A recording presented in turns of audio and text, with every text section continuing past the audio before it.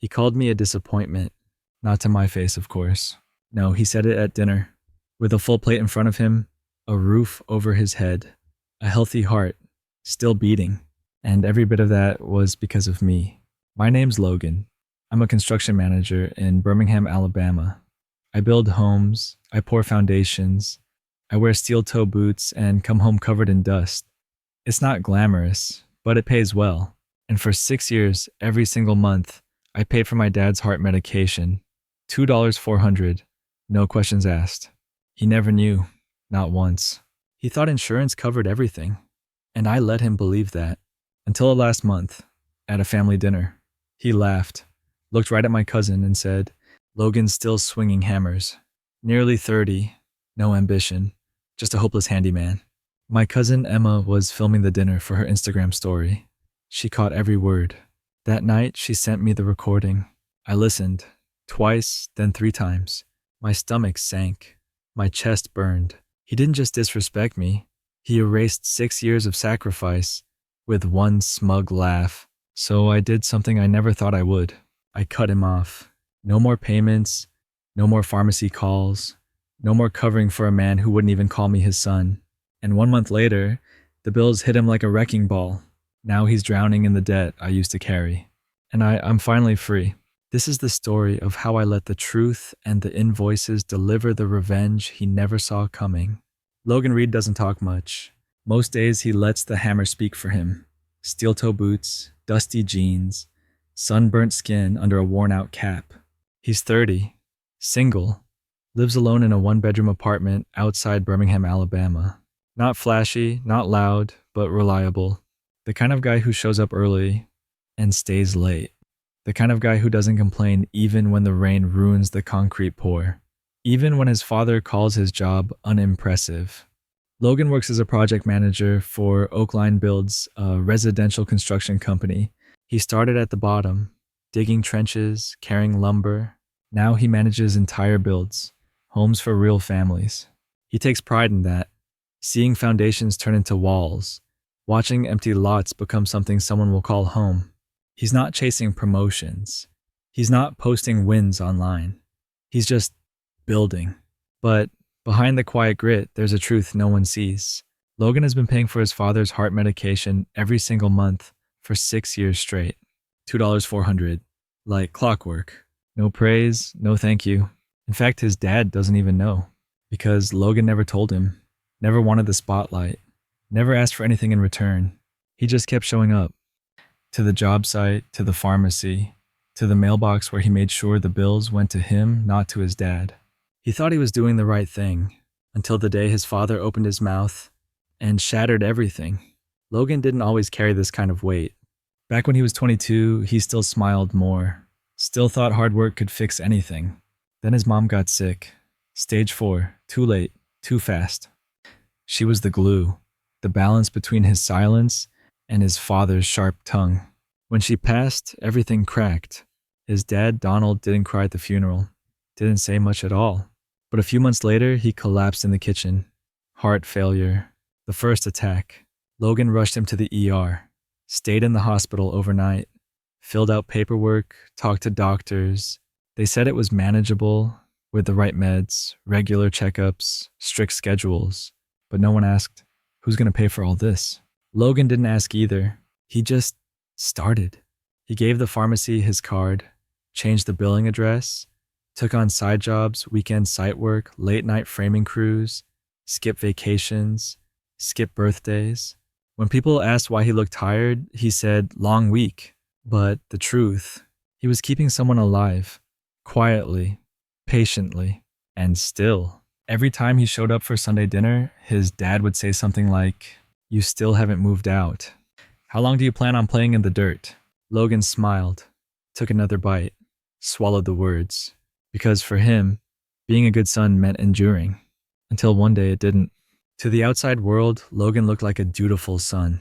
He showed up, fixed the leaky faucet, mowed the yard, drove his dad to doctor appointments even when it meant leaving work early. But inside, he was drowning. Donald never asked questions. Never once said, "How are you affording this?" He just assumed insurance had him covered, that everything just worked. And Logan, he let him believe that. He wanted to protect him, to take one more burden off an already broken man. But the man never healed. He got colder, sharper. Every compliment came with a knife inside. You're good with your hands. Too bad you never used your head. Maybe if you finished your MBA, you wouldn't be sweating in the sun. Logan laughed it off until the laugh started feeling hollow. He'd get home after a 12-hour shift, feet aching, back stiff, only to see another bill in the mailbox.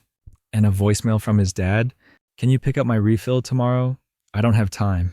No thank you, no appreciation, just expectation. 6 years, $173,000, gone. No birthday cards, no Father's Day hugs. No I'm proud of you. Just silence. And the occasional jab meant as advice. Still, Logan kept going. Because sons are supposed to carry their fathers. Right. But what happens when the weight isn't love? It's contempt. It was a Sunday, early spring. Birmingham was warm, breezy. The kind of day meant for peace, but not for Logan. His Aunt Elaine was hosting dinner, something she did once a month to keep the family close. Her table was always full. Roast chicken, mashed potatoes, sweet tea that could give you diabetes. Everyone was there. Cousins, uncles, even Matt, the golden boy attorney from Atlanta. Logan arrived straight from a job site, still in his work boots, still with drywall dust on his jeans. He sat down quietly, poured sweet tea, smiled at his little cousin Ava. Then it started. His dad took one look at his boots and scoffed. Didn't think we were eating at a construction zone. A few chuckles around the table. Logan smiled. Tight, controlled. Donald kept going, like he always did. You know, Matt's firm just made partner. He'll be running his own team soon. Then the dagger. Meanwhile, Logan's still swinging hammers. Nearly 30, still no house, no wife, no plan. Silence. Even Aunt Elaine stopped slicing the pie. Logan said nothing. He just looked down at his plate, fork in hand, knuckles white. He'd heard worse, but this time felt different, because behind him his cousin Emma had her phone out, filming the family, capturing the moment. She caught every word, and 2 days later, she sent it to Logan. A clip, 17 seconds long. 17 seconds that changed everything. Logan didn't open the message right away. He was still sore from the job site, still numb from the dinner. He figured it was just Emma sending group photos. Someone's baby, a funny filter, maybe the pie. But when he tapped play, the air in his apartment changed. His dad's voice, clear as day, came through the speaker. Logan's nearly 30, still playing in the dirt. Honestly, I'm embarrassed to tell people what he does. He builds houses like he's stuck in the past. He's never going to amount to anything. Silence. No background noise, no laughter, just contempt. It wasn't a joke. It wasn't teasing. It was how his father truly felt, said casually, like it was just obvious. Logan sat back on his couch, eyes fixed on the ceiling, clip still playing on loop in his head. He'd paid for 6 years of prescriptions, paid every cardiology copay, picked up every refill. He missed birthdays, skipped holidays, postponed dating, all to make sure that exact man could stay alive. And for what? Hopeless, embarrassment, waste. That wasn't just an insult. It was a rewrite, a full erasure of everything Logan had done. He felt his stomach twist, like something inside him was quietly breaking, not out of anger, but out of clarity. This wasn't just one bad dinner. This was the truth. And truth once heard can't be unheard. For 2 days, Logan barely slept. The clip kept echoing in his head 17 seconds that somehow rewrote 6 years. He'd replay it, pause it, rewind it, then sit in silence. He wasn't angry, not yet. Mostly, he felt hollow, like someone had reached inside and quietly turned off the lights. He went to work like usual, clocked in, answered emails, walked job sites. But something was different. The nail gun felt heavier. The blueprints didn't excite him. Even the sound of poured concrete, once satisfying, just faded into background noise. No one noticed. Because Logan didn't show emotions. He never had. He'd been raised to push through, to swallow, to sacrifice, to stay useful. But now he couldn't stop asking himself one question. What am I still doing this for? Not just the bills, not just the medicine, but this wait, this silence, this one-way loyalty, all given freely to someone who couldn't even call him a decent man. Logan looked at the calendar. Another refill due in 4 days. He reached for his wallet, then stopped, held it in his hand for a full minute, then put it back down. That was the moment. The exact second something inside him shifted. Not a scream, not a snap, just a quiet decision. Enough. Logan didn't usually talk about feelings, especially not to family. But that Thursday night, he found himself dialing a number he hadn't called in weeks. Lily, his younger sister, a registered nurse up in Huntsville, tough as nails, soft when it matters. She picked up on the second ring. "Hey, big brother, everything okay?" He hesitated, then said it. "Dad called me a disappointment at dinner. Emma sent me the clip." Long pause. Then he what? Logan didn't cry, didn't raise his voice. He just talked, for the first time in maybe years. Told her about the $2, $400 a month, the bills, the refill schedules, the skipped holidays, the silence, the wait. And Lily, she didn't interrupt, didn't offer empty sympathy. When he finished, she just said, "You gave him 6 years, Logan. 6 years of saving him while he picked you apart. Don't you think it's time you saved yourself?" He didn't respond right away.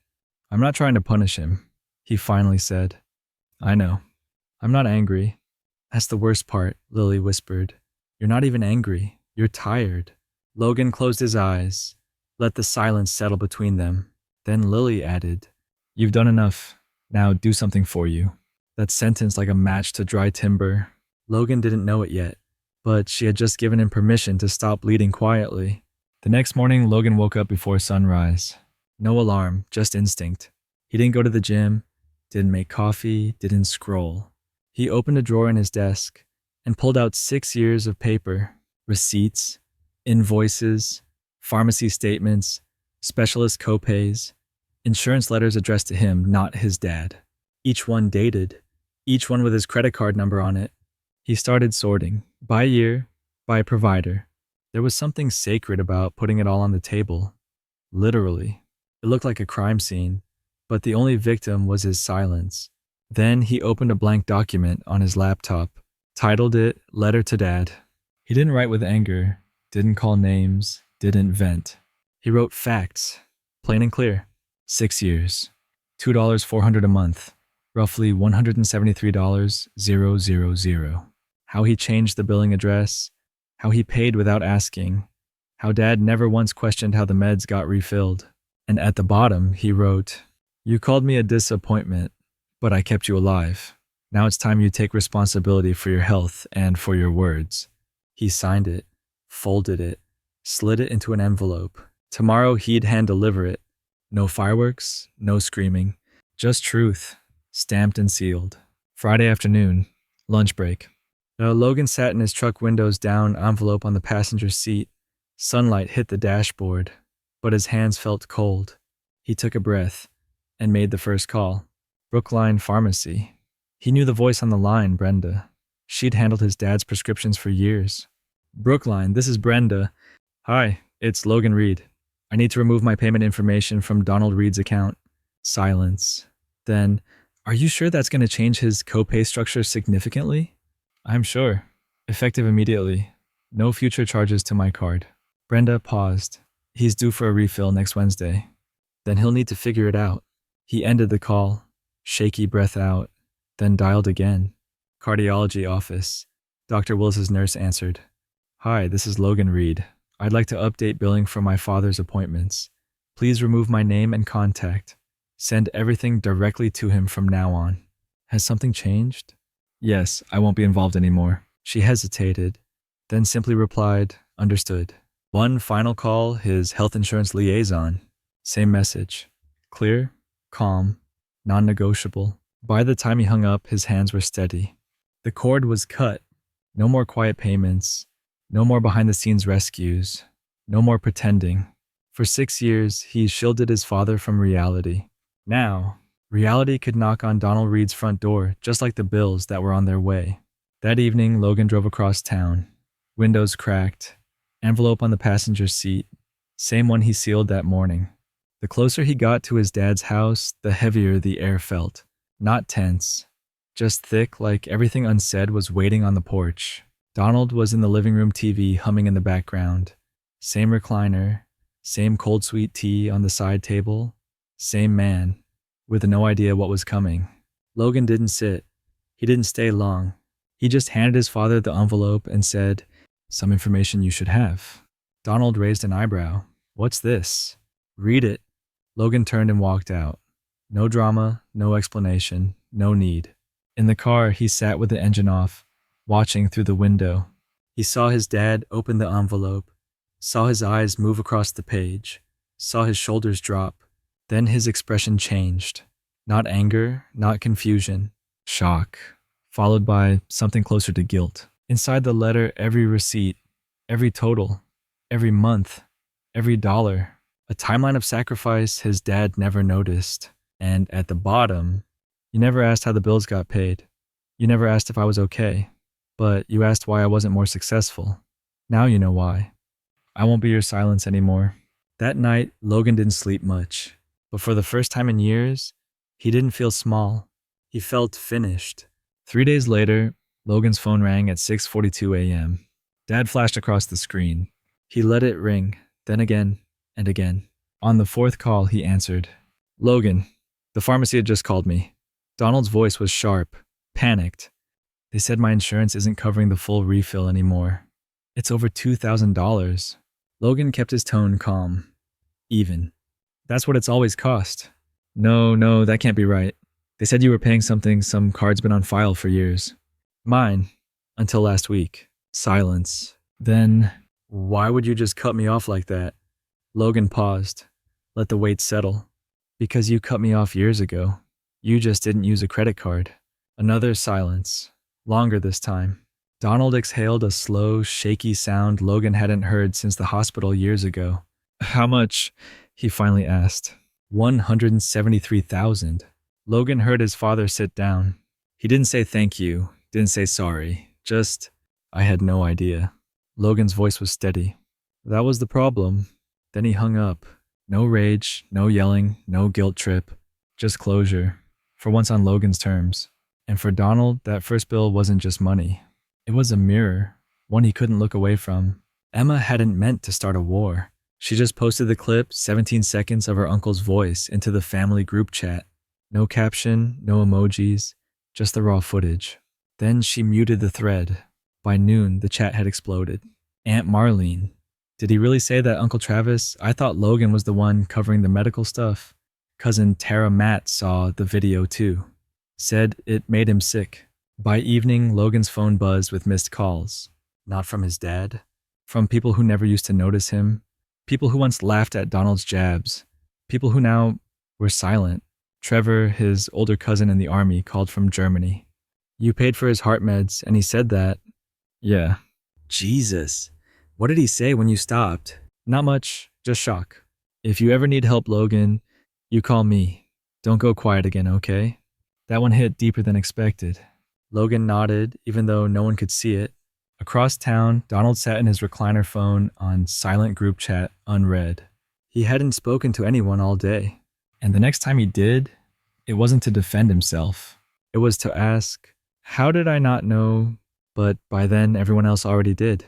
1 week later, Logan walked into the Oakline Build's office earlier than usual, before the phone started ringing, before the concrete trucks rolled in. Jacob, his boss, and one of the company's partners was already at his desk. He looked up. "You look different today." Logan sat down. "I'm done bleeding for people who can't see me." Jacob leaned back. Didn't say a word. Just listened. Logan told him everything. The bills, the recording, the silence. And then, the part that mattered? "I want in, not just as an employee, as a partner." Jacob smiled. "I've been waiting for you to say that." They worked out a deal. $86, $400 over 3 years.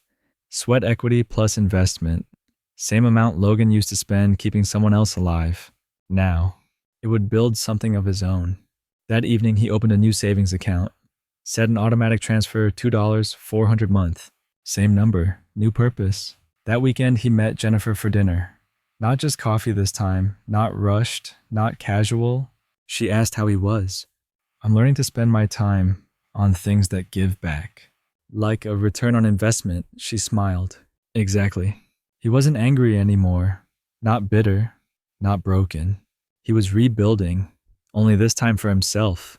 3 weeks after Logan stopped paying the bills piled up fast. Cardiology appointments, pharmacy refills, specialist follow-ups. Over $4,000 due. Donald tried applying for payment plans, called insurance, even reached out to his accountant who told him, "Sir, this should have been handled years ago." And so he sold the house, the one Logan grew up in, the one with the squeaky screen door and the rose bushes his mom used to trim. Gone. Donald moved into a townhouse near downtown. Half the size, half the pride. And then one Sunday afternoon he called. "Logan, can you come by?" No drama, no guilt in his voice, just quiet. Logan hesitated, then drove over. Same man, new chair, no TV on. Just a stack of papers on the table. Bills, letters, old receipts with Logan's name on them. "I went through everything," Donald said. "Every one of them had your address, your card, your sacrifice. I never opened half of it. After your mom died, I couldn't face anything with a dollar sign." He looked up, eyes older than Logan remembered. "I was wrong. Not just about the money, about you. All of it." Logan didn't nod, didn't forgive. He just listened. For once, Donald wasn't explaining, wasn't defending, just owning it. And that somehow was louder than any apology could have been. By Christmas, Logan's savings account looked healthier than it had in years. He didn't buy a new truck, didn't upgrade apartments, didn't post anything online. He just lived. He poured concrete, finished framing on a 12-home project, had quiet dinners with Jennifer, drank coffee he didn't rush through. He still checked the mailbox, but now only for his name. No more silent burdens, no more invisible debts. His father called once a week, not to ask, just to talk. And Logan answered, not out of obligation, but out of choice. One Sunday, his dad said, "I'm proud of you." Logan didn't say thank you, didn't deflect. He just let the silence hold it, like something too fragile to speak over. Then Emma sent another video. This time, Donald at another family dinner talking about Logan's company, about his grit, his strength, his son. Logan watched it once, smiled, then deleted it. He didn't need proof anymore. He had peace, and sometimes that's enough. Sometimes revenge doesn't come with shouting, or fury, or fireworks. It comes with distance, with release, with choosing not to carry what they never helped lift. Logan didn't win. He simply walked away before the weight buried him too. Logan never got a formal apology, not one wrapped in grand gestures or poetic words. But somewhere between the sold house and the stack of unpaid bills, his father finally saw the weight his son had carried in silence. And sometimes that's enough. Logan didn't need validation. He didn't need the world to clap for his sacrifice. He just needed to stop bleeding for someone who refused to stop cutting. That was the lesson. Not that family will always hurt you, but that sometimes the most powerful thing you can do is walk away before they do it again. For years, Logan thought endurance meant loyalty. That suffering in silence was the mark of a good son, a good man. But it wasn't. It was just erasure, layer by layer, until there was almost nothing left of him except the debt he carried and the silence he called love. Now, he was building again. Not just houses, but a future that felt like his, a peace that didn't need permission. And his father, he would live with the weight Logan left behind, not out of punishment, but out of truth. That's the beauty of walking away. It's not loud, it's not vengeful. It's quiet, certain, freeing. And in that silence, you finally hear yourself again. Sometimes revenge isn't loud. It doesn't slam doors or burn bridges. Sometimes it's the silence that follows. The space you reclaim when you finally stop apologizing for surviving. Logan didn't seek revenge. He sought release. And in doing so, he reclaimed something far greater than pride. He reclaimed himself. So now I'll ask you something. Have you ever carried someone else's weight while they called you weak? Have you ever stayed silent just to keep peace that only hurt you? If you have, you're not alone. And maybe, just maybe it's time to put that burden down. You don't need to yell. You don't need to prove them wrong. You just need to walk away with your head held high, because the loudest revenge is living well without their permission. If this story echoed something in you, drop a comment. Tell us what you walked away from and what it gave back to you, because sometimes telling your story is how you finally let it go. Thank you for watching. Take care of your peace. It's the one thing you never have to justify.